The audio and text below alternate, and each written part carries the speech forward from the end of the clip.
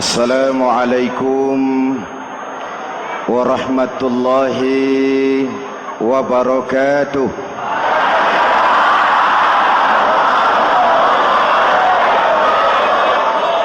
Alhamdulillahi rabbil alamin. Wassalatu wassalamu ala asyrafil mursalin Sayyidina wa maulana Muhammadin wa ala alihi wa sahbihi ajmain, amma ba'du.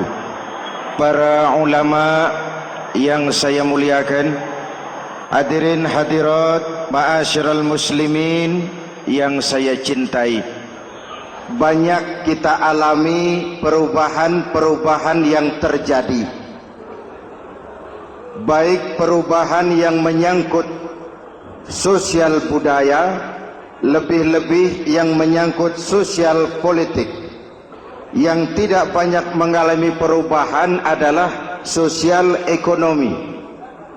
Bahkan angka kemiskinan kita naik menjadi 3/5 dari total penduduk kita hidup di bawah garis kemiskinan, dan 20% diantaranya miskin mutlak.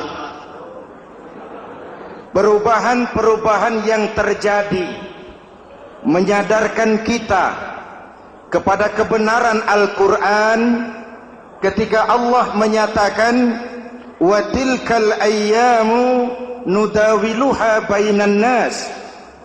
Hari itu kami putar di antara manusia.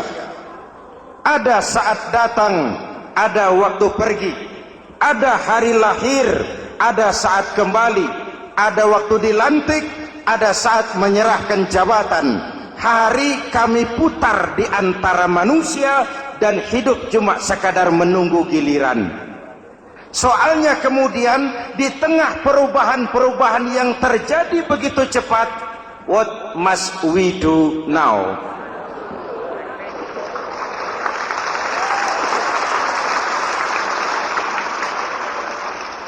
Saya juga nggak ngerti itu.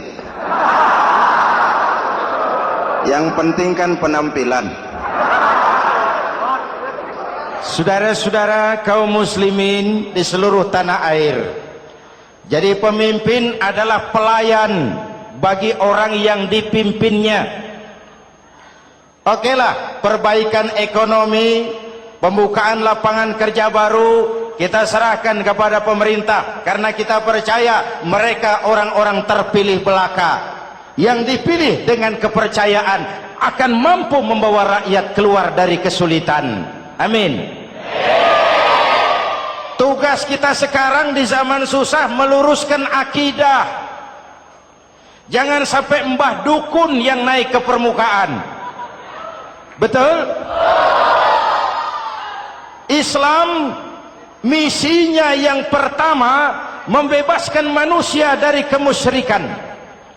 13 tahun Rasul berjuang di Makkah, menanamkan akidah, meluruskan keyakinan, membentuk iman. 13 tahun membebaskan manusia dari belenggu kemusyrikan. 13 tahun menanamkan la ilaha illallah Muhammadur Rasul dengan seluruh konsekuensinya. Kalau saya yakin tidak ada Tuhan selain Allah, saya tidak akan minta tolong kecuali hanya kepada Allah. Saya tidak akan pernah takut kecuali hanya kepada Allah. Saya tidak akan menggantungkan hidup kecuali hanya kepada Allah. Saya tidak akan minta rizki kecuali hanya kepada Allah. Saya tidak akan melarikan persoalan kecuali hanya kepada Allah. Kalau konsekuen dengan keyakinan ini, mbah dukun nggak dapat tempat.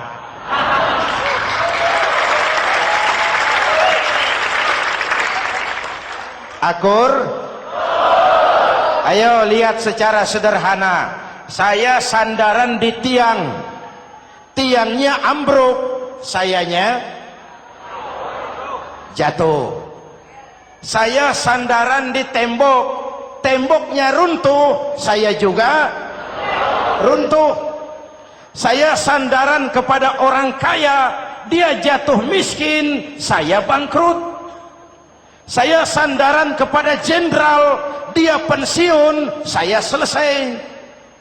Tapi kalau saya sandaran hanya kepada Allah, Allah tidak akan pernah miskin, Allah tidak akan pernah lumpuh, Allah tidak akan pernah terpuruk, dan Allah tidak akan pernah berkurang kekuasaannya.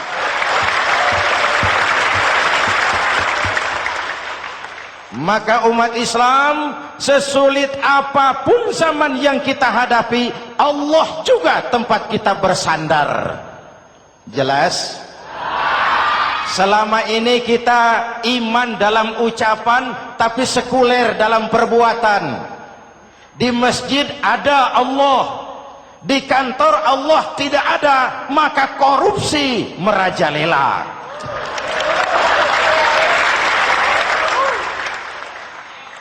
Di masjid ada Allah, di pasar Allah tidak ada, maka timbangan tetap curang. Kita iman dalam ucapan, tapi sekuler dalam perbuatan. Oleh karena itu, sesulit apapun zaman yang kita hadapi, iman jugalah pegangan kita, Allah juga tempat kita bersandar. Boleh zaman berubah, akidah jangan sampai goyah. Karena iman kita hidup, untuk iman kita berjuang, dan dalam iman kita ingin kembali menghadap Allah Subhanahu. Selama ini manusia Indonesia kita lebih banyak diisi otaknya, hati sering kosong, agama dangkal, akidah rapuh, moral rendah. Memang kemudian muncul banyak orang-orang pintar, cuma sayang tidak benar. Indonesia kita bangkrut, Indonesia kita terpuruk, Indonesia kita sakit parah kalau diurus orang yang cuma pintar tapi tidak benar. Kita perlu orang-orang pintar, tapi kita lebih perlu orang benar. Jelas? Kalau cuma pintar tapi tidak benar, itu yang sering saya sampaikan, nanti disuruh ngurus beras malah nimbun beras.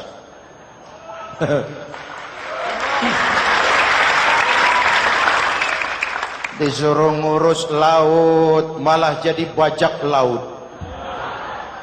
Disuruh ngurus hutan rame-rame jadi orang hutan. Jutaan hektar hutan Indonesia kita ini merupakan kekayaan sumber daya alam kita yang harus digunakan bagi sebesar-besar kemaslahatan rakyat. Yang disuruh ngurus hukum malah bikin hukum seperti pisau, tajam ke bawah, tumpul ke atas. Jangan heran lalu di masyarakat muncul street justice, pengadilan jalanan, sebagai refleksi dari ketidakpuasan melihat sikap hukum yang sangat berpihak.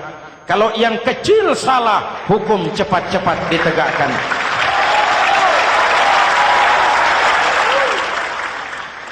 Lihat saja sekarang ini, kalau orang terkenal banyak uang punya masalah, antri yang bela. Betul? Tapi saudara lihat si Marsinah di Jawa Timur, si Sengkon dan Karta di Jawa Barat, si Udin Bernas wartawan Jogja terseok-seok mencari keadilan, sampai hari ini urusannya masih remeng-remeng. Kenapa bisa begitu? Jawabannya sederhana, tidak ada fulus. Ada fulus mulus, tidak ada fulus manfus. Betul? Jangan sampai para penegak hukum kita terjebak pada lagu baru, maju tak gentar membela yang bayar. Biar bertentangan dengan nurani, biar bertentangan dengan public opini, biar bertentangan dengan rasa keadilan. Siapa yang bayar, itulah majikan. Mau benar atau salah, belain terus. Kalau seperti inilah hukum kita, mafioso keadilan akan tetap gentayangan. Hadirin yang saya hormati, 13 tahun beliau berjuang di Mekah, meluruskan keyakinan, memantapkan akidah, meneguhkan iman. Dari situ segalanya dimulai, dan ke situ segalanya akan menuju. Intan paling mahal, mutiara paling berharga, tidak lain adalah nilai-nilai keimanan. Kalau itu sudah tergadai, apalagi yang bisa kita banggakan dalam kehidupan ini? Kita merasa harta kita berharga, belum ada artinya ketimbang iman. Kedudukan kita punya nilai pun belum ada artinya ketimbang dengan nilai-nilai keimanan. Itu intan paling mahal, itu mutiara paling berharga. Harta baru ada manfaatnya kalau dilandasi dengan iman. Jabatan dan kedudukan baru terasa gunanya kalau dilandasi dengan keimanan. Kalau jabatan lepas dari iman, yang akan lahir Fir'aun baru. Jelas? Kalau harta terlepas dari iman, yang akan muncul adalah konglomerat korun. Kalau ilmu pengetahuan terlepas dari nilai dasar keimanan, maka yang akan muncul adalah ilmuwan pelacur yang menyalahkan yang benar, membenarkan yang salah untuk kepentingan pribadi. Dan kondisi seperti itu tidak akan membuat kita makin sehat. Oleh karena itu, pada kesempatan ini, pesan pertama saya, menghadapi zaman susah, tetap jaga akidah, tetap pelihara keyakinan. Kesulitan bukan untuk ditakuti, untuk diatasi. Hidup adalah kerja keras, bukan keajaiban. Perubahan tidak akan datang hanya dengan simsalabim abragadabra. Perubahan tidak akan muncul hanya dengan berandai-andai. Perubahan tidak akan turun dari langit seperti turunnya embun di waktu malam. Perubahan adalah kerja keras, sehingga Al-Quran membimbing kita, innallaha la yughayyiru ma biqaumin hatta yughayyiru ma bi anfusihim. Allah tidak akan mengubah keadaan suatu bangsa kalau mereka tidak mau mengubah apa yang ada di dalam diri mereka. Yang ada di dalam diri itu rule of thinking, state of mind, cara kita berpikir, cara kita memandang kehidupan, cara kita mengatasi persoalan. Hadirin yang saya hormati, inilah iman. Berangkat dari ini kita menyadari, ini ujian buat kita rakyat. Dan kita rakyat Indonesia ini kalau sama susah sih sudah kenyang. Ya Pak? Ya Pak?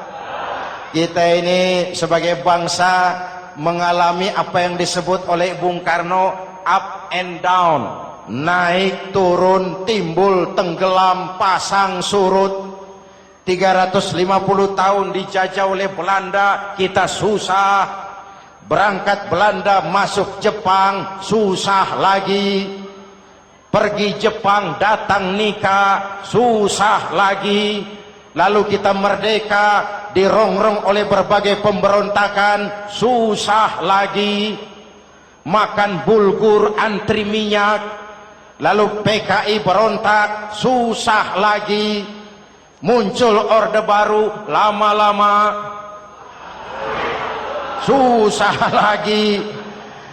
Orde baru selesai, naik reformasi, mulai repot nasi, susah lagi.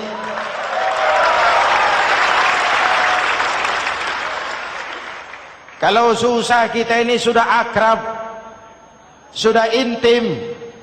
Mestinya kalau sudah susah seperti itu, jangan salah sikap menyikapi kesusahan. Jangan sampai kita potong kompas, ambil jalan pintas, terjebak menghalalkan segala cara. Itu tidak akan menguntungkan. Itu tidak akan menyelesaikan. Kalaupun selesai, nampaknya penyelesaian sesaat. Dan penyelesaian sesaat bukan penyelesaian yang sebenarnya.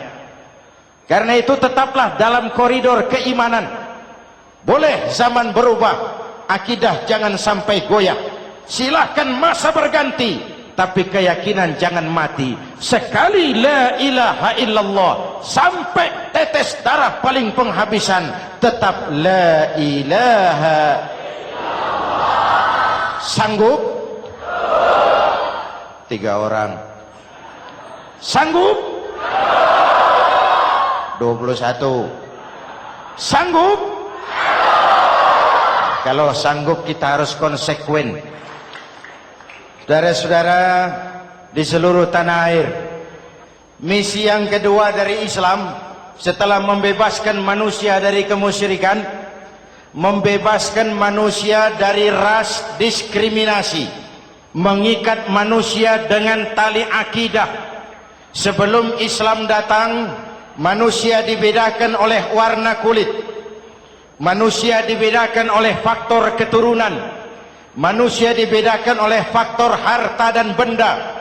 Adalah Rasul yang mengajarkan, innallaha la yanzuru ila suwarikum wala ila amwalikum walakin yanzuru ila qulubikum wa a'malikum.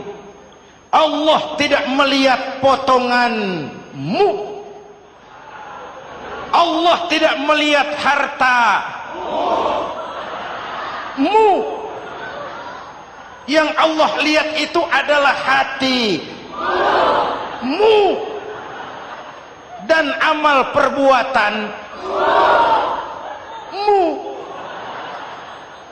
Jauh sebelum Amerika teriak-teriak membanggakan apa yang mereka sebut sebagai Declaration of Independence, Nabi sudah mengajarkan kepada kita semua, annas kulluhum li Adam wa Adam min turab la fadla li arabiyyin ala ujamiyyin illa bittaqwa. Seluruh manusia berasal dari Adam. Adam diciptakan dari tanah. Tidak ada kelebihan Arab dengan yang bukan Arab kecuali takwanya. Jauh sebelum Amerika mencanangkan bahwa semua manusia dilahirkan sama, that all men are created equal.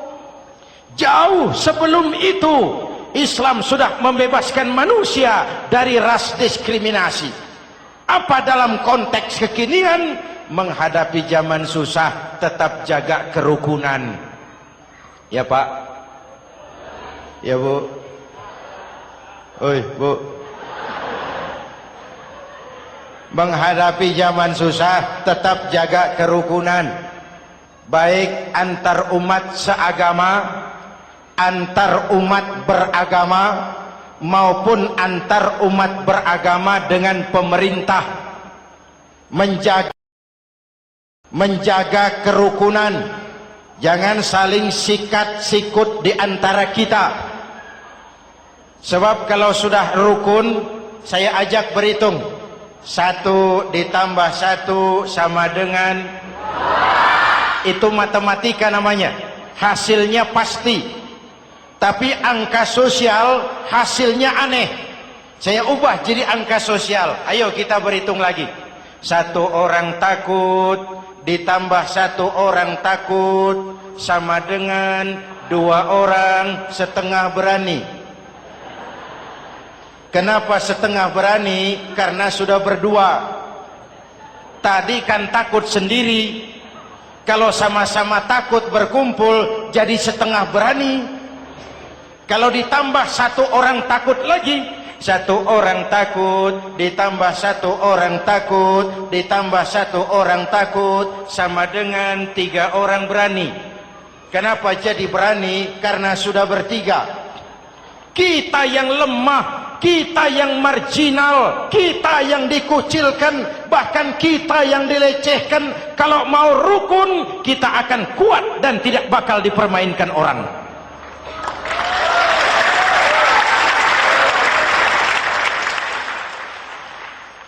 Tapi kalau rukunnya yang satu mau menikam yang lain, saya ajak berhitung lagi. Yuk berhitung yuk. 1 ekor ayam ditambah 1 ekor musang sama dengan 1 ekor musang. Kemana ayamnya? Dimakan musang. Betul nggak nih hitungan? Ayo kita hitung lagi. 1 ekor ayam ditambah 1 ekor musang sama dengan 1 ekor musang. Kemana ayamnya? Dimakan musang.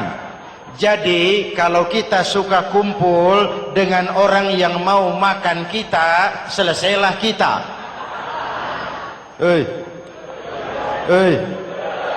Maka kalau merasa kita ini ayam, yuk kumpul sama-sama ayam, pulang ke kandang ayam. Kalau ada ayam kumpul ke kandang musang, itu namanya ayam minum baygon. Jelas? Menjaga kerukunan. Pertama, antar umat seagama, sesama muslim harus saling menjaga, harus saling memelihara. Baik dia muslim yang jadi kapolri, baik dia muslim yang jadi kasat, baik dia muslim yang jadi pengusaha, baik dia muslim yang jadi petani, nelayan, guru, semua komit menjaga semangat kebersamaan, rukun antar umat seagama. Jelas? Jelas?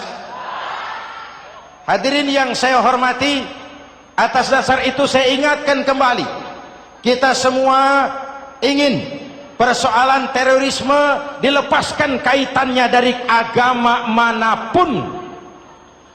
Tidak ada kaitannya terorisme dengan Islam, dengan Kristen, dengan Hindu, dengan Buddha.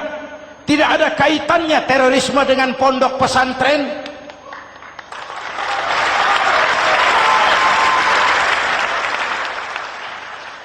Jangan sampai pesantren jadi kambing hitam. Karena sejak zaman penjajahan, pesantren sudah terbukti memberikan kontribusi bagi perjuangan memerdekakan rakyat Indonesia. Rukun antar umat seagama. Yang kedua, rukun antar umat beragama. Islam ini rahmatan lil. Jangankan manusia walaupun berbeda agama, binatang saja dihormati. Ada hadis, fa iza zabahtum fa ahsinuz zibhata. Kalau kamu menyembelih hewan, sembelihlah dengan cara yang terbaik. Jangan menyembelih ayam dengan pisau tumpul. Itu namanya tidak berperi kebinatangan. Yang kecil lagi, saudara buka babul istinja, makruh buang air kecil di tanah yang berlubang. Sebab apa? Pertama, menjaga kesehatan. Siapa tahu di lubang yang saudara buang air kecil itu ada gas beracun. Kalau tidak, melindungi binatang yang ada di dalam lubang. Siapa tahu di lubang yang saudara buang air kecil itu ada semut sedang rapat membahas terorisme. Apa dosanya lalu mati dikencingi? Ini namanya rahmatan lis semut. Binatang saja dilindungi. Maka perbedaan agama tidak harus menyebabkan kita bertolak belakang. Perbedaan agama bukan alasan untuk saling bermusuhan. Apalagi kita sudah menyadari tentang kemajemukan kita, tentang kebinekaan kita, tentang keragaman kita. Rukun antar umat beragama, saling menghormati, saling menghargai, tapi tetap dalam batas lakum dinukum. Lalu rukun antar umat beragama dengan pemerintah. Hadirin yang saya hormati, yang benar kita dukung, yang salah kita perbaiki dan kita tegur menurut cara-cara yang diajarkan oleh agama kita. Dan sholat berjamaah, pendidikan bernegara yang paling bagus. Tadi kita sholat ada imam, ada makmum, betul? Makmum wajib ikut imam kalau imam benar sholatnya. Rakyat wajib ikut pemimpin kalau pemimpin benar mimpinnya. Masyarakat Islam ini loyal. Masyarakat Islam ini bukan pemberontak. Masyarakat Islam ini taat dan setia. Kapan? Kalau imamnya benar. Imam takbir, makmum. Imam ruku, makmum.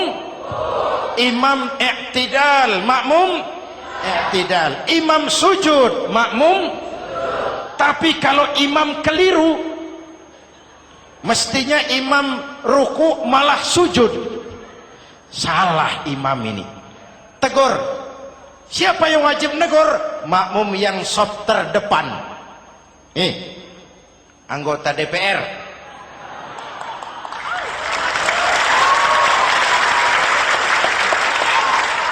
Ini wakil-wakil makmum ini, saf di depan ini.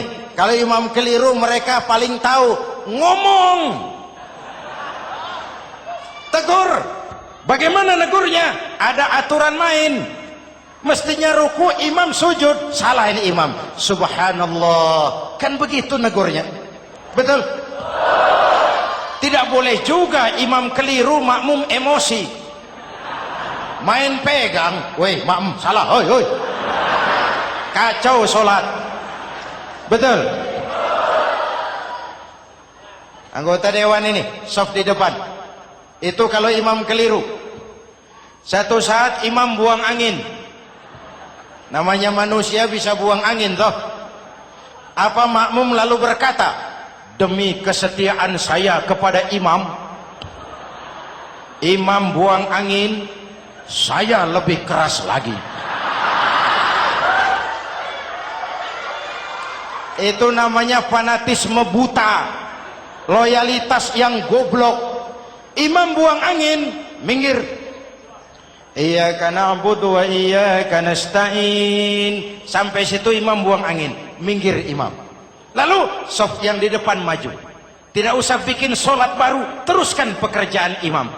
Ihdinas siratal mustaqim. Teruskan. Kenapa? Kalau bikin sholat baru lagi, nanti buang angin lagi. Bikin lagi sholat. Kapan selesainya sholat? Kapan selesainya membangun negara ini? Yang penting imam tahu diri, buang angin, minggir.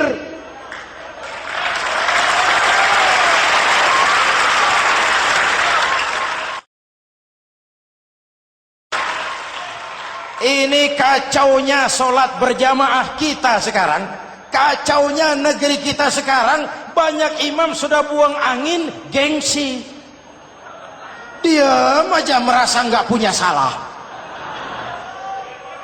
Dikasih tahu sama makmum, imam tadi buang angin ya, malah jawab sedikit.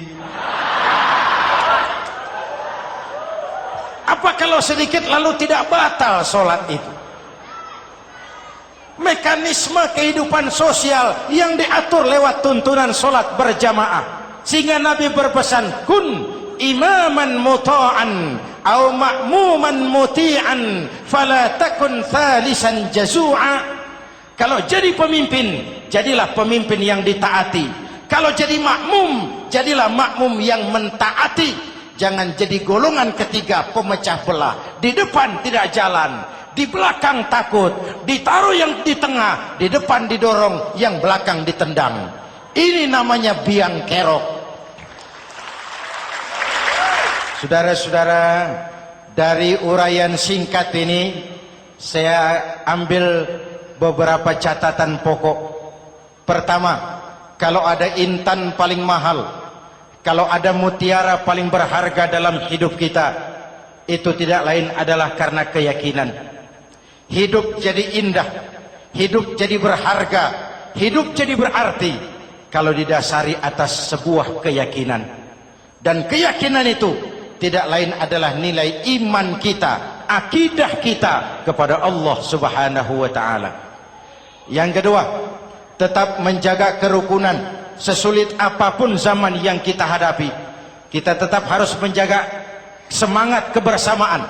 Kita harus tetap menjadi lem perekat yang menjaga keutuhan, baik sebagai bangsa maupun sebagai umat. Perbedaan adalah wajar, harus dihormati sebagai ciri kehidupan berdemokrasi. Tapi jangan perbedaan menjadi sebab kita bermusuhan, dan jangan perbedaan menyebabkan kita saling berpecah belah. Hormati perbedaan, jangan perbedaan dipandang sebagai permusuhan. Dengan akidah yang kuat dan kebersamaan yang kokoh, ayo kita hadapi kesulitan, kita atasi kesulitan, dan dengan kerja keras untuk menyongsong hari esok yang lebih pasti. Mari kita Fatihah. Semoga Allah memelihara kita bangsa Indonesia. Ala hadhihi niyah wa ila hadratin Nabi. Al-Fatihah.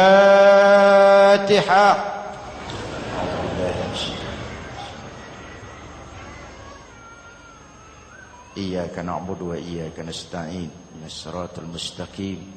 Siratal ladzina an'amta 'alaihim. Bismillahirrahmanirrahim. Amin. Alhamdulillah Rabbil Alamin. Allahumma salli wa sallim mubarak ala Sayyidina Muhammadin wa ala alihi wa sahbihi ajma'in. Allahumma Rabbana taqabbal minna salatana wa siyamana wa qiyamana wa takhassu'ana wa ta'abbudana wa tammim taksirana ya arhamar rahimin. Allahumma aslih man fi salahihi salahul muslimin. Allahumma ahlik man fi halakihi salahul muslimin. Allahumma Rabbana la tu'akhizna in nasina aw akhtana. Rabbana wa la tahmil alaina isran kama hamaltahu ala alladhina min qablina. Rabbana wa la tuhammilna ma la taqata lana bih wa'fu 'anna waghfir lana warhamna anta maulana fansurna 'alal qaumil kafirin. Allahumma ij'alna minas su'ada'il makbulin wa la taj'alna minal ashqiya'il mardudin. Afdalu ma qultuhu ana wan nabiyyuna min qabli la ilaha illallah.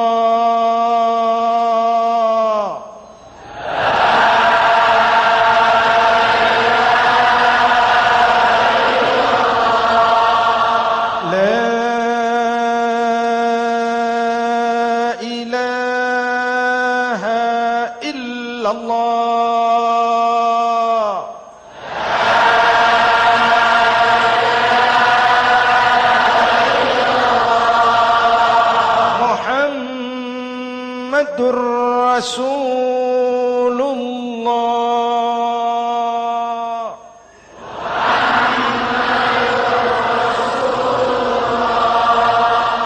sallallahu alaihi wa alihi wasallam. Kalimatu haqqin 'alaiha nahya wa 'alaiha namut wa 'alaiha wa biha nub'atsu insyaallah minal aminin minal aminin minal aminin rahmatika ya arhamar rahimin.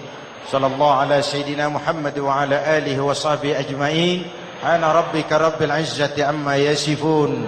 Salamun alal mursalin. Walhamdulillah rabbil alamin. Jumpa lagi di lain kesempatan insyaallah. Wassalamualaikum warahmatullahi wabarakatuh.